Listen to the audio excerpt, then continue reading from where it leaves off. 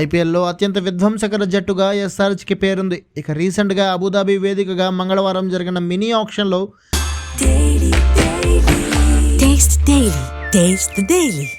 25.5 కోట్ల భారీ పర్సుతో బరిలోకి దిగిన ఆరెంజ్ ఆర్మీ ఈసారి కొనుగోలు చేసిన ప్లేయర్స్ లిస్టుతో మొత్తం టీం ఇంకా బలంగా మారింది. మినీ వేలంలో లియామ్ లివింగ్స్టోన్, కార్స్, జాక్ ఎడ్వర్డ్లని కొనుగోలు చేసింది ఆరెంజ్ ఆర్మీ.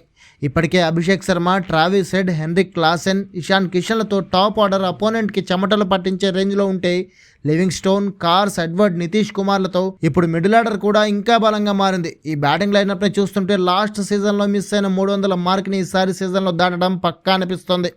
అయితే లాస్ట్ సీజన్తో పోలిస్తే బ్యాటింగ్ బలపడినా ఇప్పటికీ బౌలింగ్ వీక్గానే ఉందంటున్నారు కొంతమంది ఫ్యాన్స్. ముఖ్యంగా షమీ, భువీలకు రీప్లేస్మెంట్ తెచ్చే విషయంలో కావ్య పాప ఫెయిల్ అయిందని ఆరెంజ్ ఆర్మీ ఫ్యాన్స్ కొంతమంది కామెంట్లు చేస్తున్నారు. అయితే నిజానికి ఎస్ఆర్హెచ్ కొనుగోలు చేసిన 10 మంది ఆటగాళ్లలో 8 మంది బౌలర్లే. ఇందులో 4 ఆటగాళ్లు ఉండగా ఒకరు వికెట్ కీపర్ కమ్ బ్యాటర్ ఉన్నారు. 2 స్పెషలిస్ట్ పేసర్లు ఉండగా మరో 2 స్పిన్నర్లు ఉన్నారు.